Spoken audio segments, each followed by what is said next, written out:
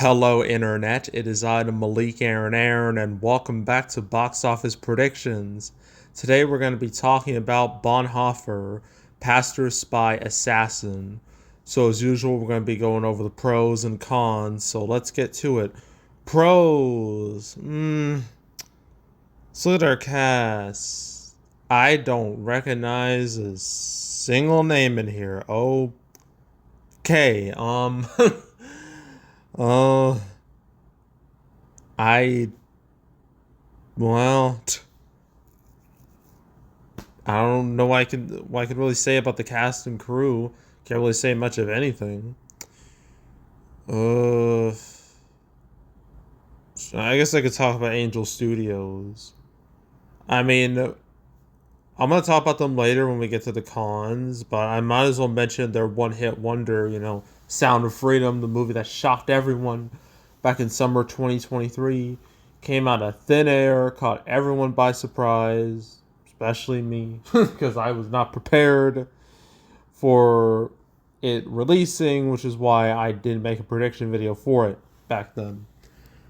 But yeah, it made a lot of money, sold a lot of tickets. Some would argue the way they were doing tickets was a little shady, but at the end of the day, huge hit.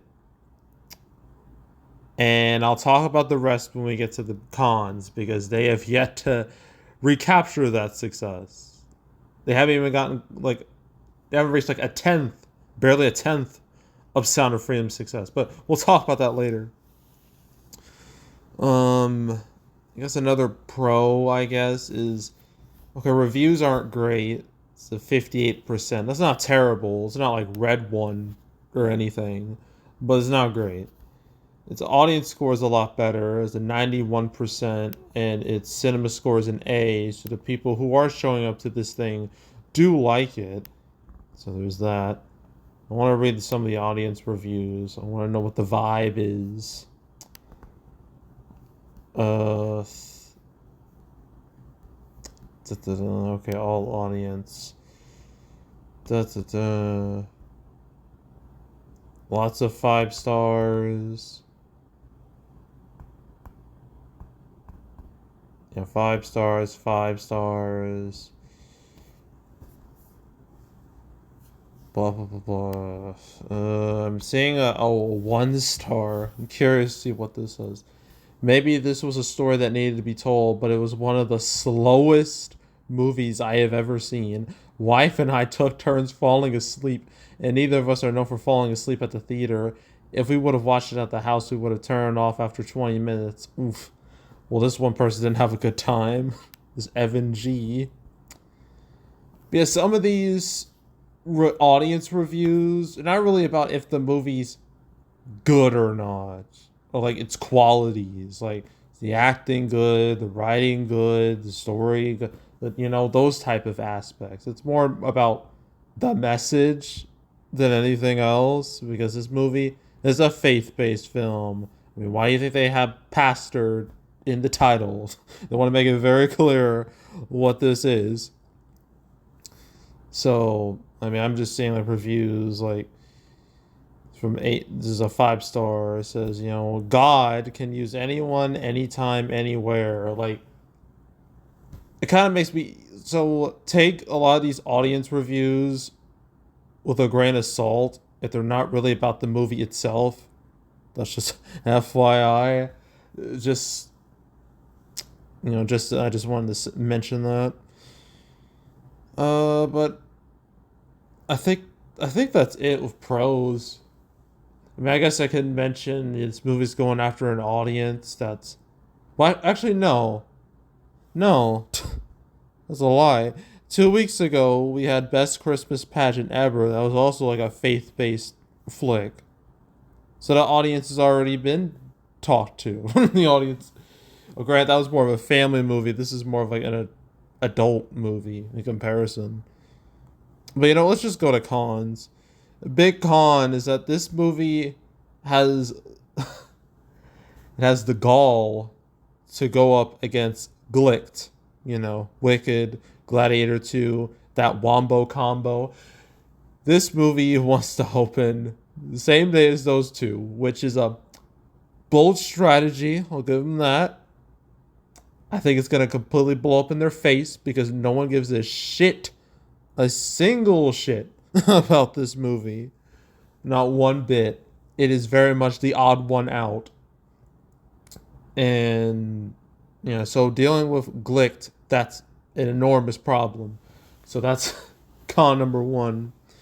Another con is the fact that why I mentioned reviews not being that good, the 58%. But granted, this is the type of movie where the critic review won't matter that much. But then again, no one's really paying attention to this movie, so even if the reviews are at 100%, no one would care. So, but still, reviews aren't that good, so that's a con.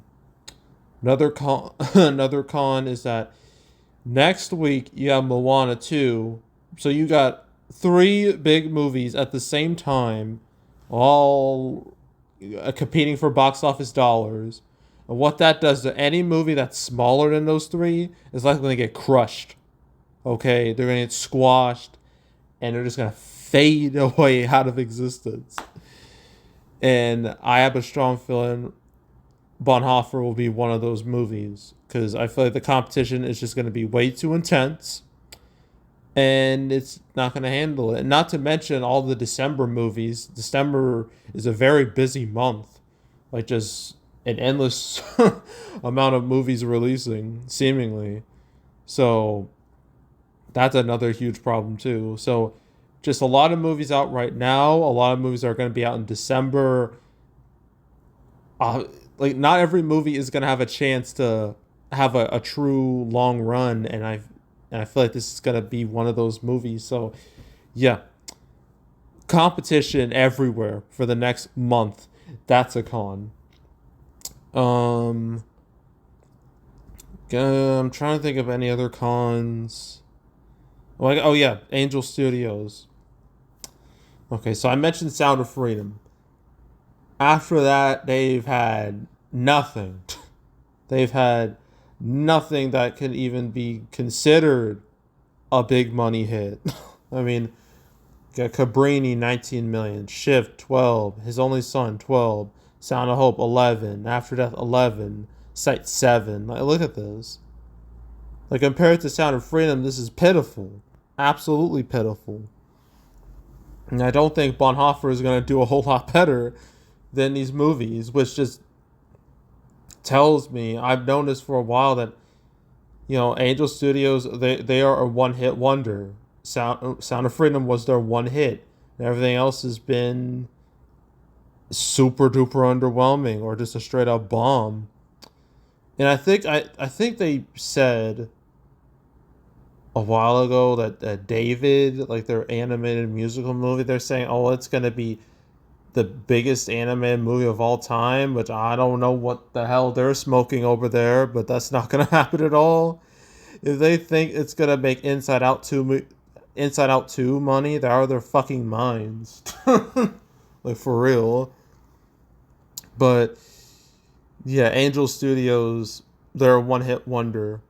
So that's a con. In terms of their I guess their track record. And they are mentioned this lack of audience interest because everyone's going to be paying attention to Wicked and Gladiator 2. Glicked. So, yeah. I think that's it. So, opening weekend, this is projected to hit about $5 million.